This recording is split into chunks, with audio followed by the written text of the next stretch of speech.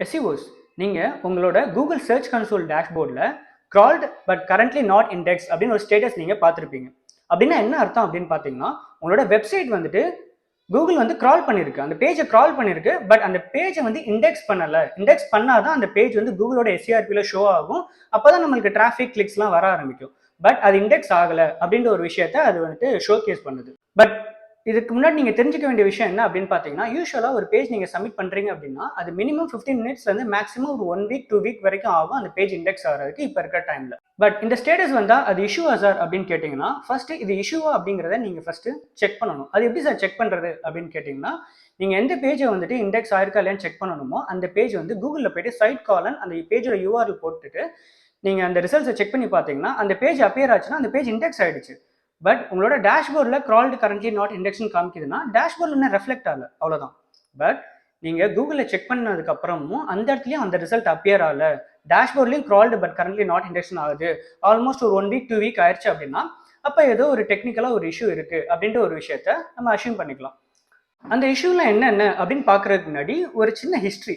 என்ன ஹிஸ்ட்ரி அப்படின்னு பார்த்தீங்கன்னா, இந்த AI டூல்லாம் கண்டுபிடிக்கிறதுக்கு முன்னாடி ஒரு வெப்சைட்டில் கண்டென்ட் போடுறது அப்படிங்கிறது ஒரு சூப்பரான ஒரு ஸ்கில்லாக இருக்கும், சூப்பரான ஒரு டாஸ்க்காக இருக்கும். ஒரு வாரத்துக்கே பார்த்தீங்கன்னா, நான் ஒர்க் பண்ண கம்பெனிலாம் பார்த்தீங்கன்னா ஒரு 3 பிளாக் தான் வந்துட்டு வெப்சைட்லேயே போடுவோம். பட் இப்போ அப்படி கிடையாது. AI டூல்லாம் வந்ததுக்கப்புறம் ஒரு மணி நேரத்துக்கு 3 பிளாக் அப்படின்ற ஒரு விஷயத்த போடுறான். நிறைய ChatGPT கண்டென்ட் வந்துருச்சு, நிறைய டூப்ளிகேட் கண்டென்ட் வர ஆரம்பிச்சு, நிறையா சாட்போட் கண்டென்ட் ஆக்சுவலாக நிறைய இன்க்ரீஸ் ஆயிடுச்சு. இதனால என்ன ஆச்சு அப்படின்னு பார்த்தீங்கன்னா, AI கண்டென்ட்லாம் வரதுக்கு முன்னாடி கூகுளுக்கு வந்து இன்ஃபர்மேஷன் அப்படிங்கிறது நம்ம கொடுக்குறதா இன்ஃபர்மேஷன்.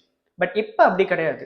கூகுளுக்கு வந்து இன்ஃபர்மேஷன் நிறையா இருக்குது, பட் ஒரே இன்ஃபர்மேஷனே நிறையா இருக்குது அப்படின்ற ஒரு இஷ்யூவை வந்துட்டு கூகுள் ஃபேஸ் பண்ணுறாங்க.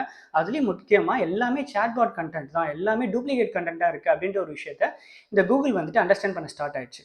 ஸோ இப்போ என்ன அப்படின்னு பார்த்தீங்கன்னா, இந்த கூகுள் உங்களோட கண்டென்ட் இண்டெக்ஸ் பண்ண போகிறதுக்கு முன்னாடி ஃபஸ்ட்டு விஷயம் என்ன செக் பண்ணுறான்னா, இது ஃபஸ்ட்டு யூனிக் கண்டென்ட்டா இல்லை டூப்ளிகேட் கண்டென்ட்டா அப்படின்ற ஒரு விஷயத்த அவன் செக் பண்ணுறான். அது யூனிக் கண்டென்ட்டாக இருந்துச்சு அப்படின்னா அதை இண்டெக்ஸ் பண்ணுறான். அந்த கண்டென்ட் யூனிக்காக இல்லை, டூப்ளிகேட் கண்டென்ட்டாக இருக்குது, சாட்பாட் கண்டென்ட்டாக இருக்குது, இல்லை ஆல்ரெடி இந்த கண்டென்ட் அவனோட டேட்டா பேஸில் நிறைய இருக்குது அப்படின்னா அதை இண்டெக்ஸே பண்ண மாட்டான்.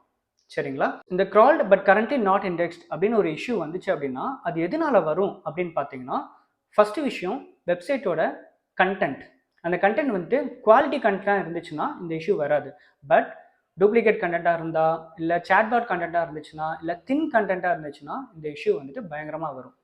செகண்ட் விஷயம் என்ன அப்படின்னு பார்த்தீங்கன்னா, வெப்சைட்டோட குவாலிட்டி இஷ்யூஸ். குவாலிட்டி இஷ்யூஸ் அப்படின்ற போது இன்டர்னல் லிங்கிங்ஸ் ஒழுங்காக இல்லை, உங்களோட வெப்சைட்டோட டொமைன் அத்தாரிட்டி ஒழுங்காக இல்லை, கரெக்டாக இல்லை அப்படின்னா இந்த மாதிரி இஷ்யூஸ் வரும்.